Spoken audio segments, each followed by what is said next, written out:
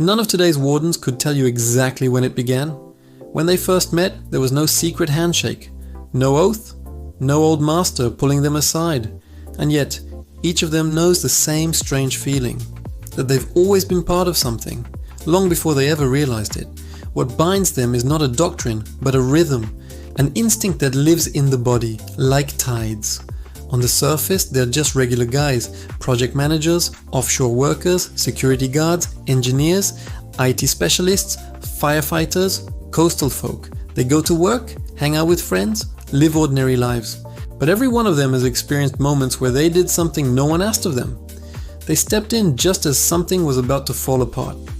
They showed up when someone else lost their way. They brought people home. They tightened the rope that was starting to loosen.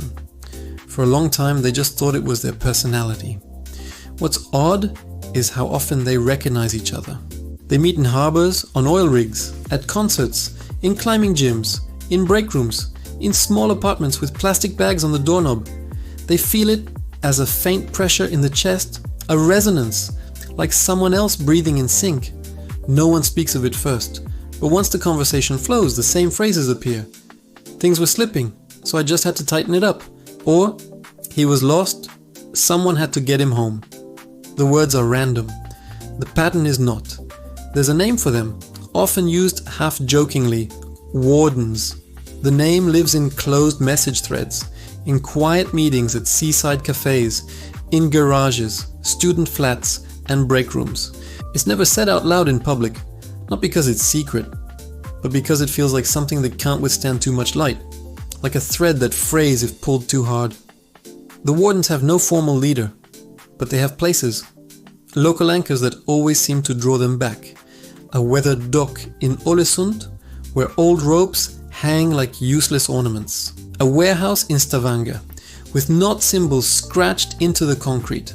A fire pit on the coast of northern Denmark, where phrases like "bring them home" and "keep the rhythm" keep surfacing. There's nothing sacred about these places, except that they never fade. New members find them without ever knowing how. And they do have a kind of structure, not with meetings, minutes, or missions, but in how they act. All Wardens learn spontaneously, without instruction, the same things. How to calm someone down when they're slipping. How to hold together a situation that's falling apart. How to sense the subtle vibration that signals when something is about to go wrong. Some call it hyper-empathy. Others a miswired gut feeling. No one calls it magic, but everyone knows it's not normal. There's an invisible thread running between them, and every Warden carries a small piece of it, not in their pocket, but in how they see the world. They can tell when someone is starting to drift. They can feel when a group stops functioning. They can sense when a person begins to unravel. None of them understands why they can do this. They don't know the old stories of siren priestesses, medieval sea rituals, or forgotten coastal lodges. That's background noise. History bubbling beneath modern life. They think of themselves simply as the reliable ones, the fixers, the ones who hold things together. But in recent years, more of them have started to sense that all this comes from something older than themselves. Something that's survived through generations, through coastal blood, through craft, through responsibility.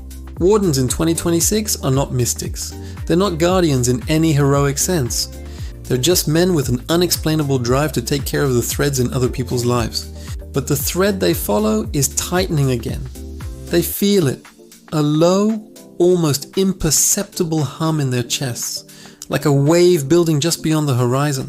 For the first time in centuries, they are about to find themselves in the middle of something they did not choose, something pulling them together at a critical moment, something they do not yet understand. But the rhythm is there. It has always been there. And now it is calling them.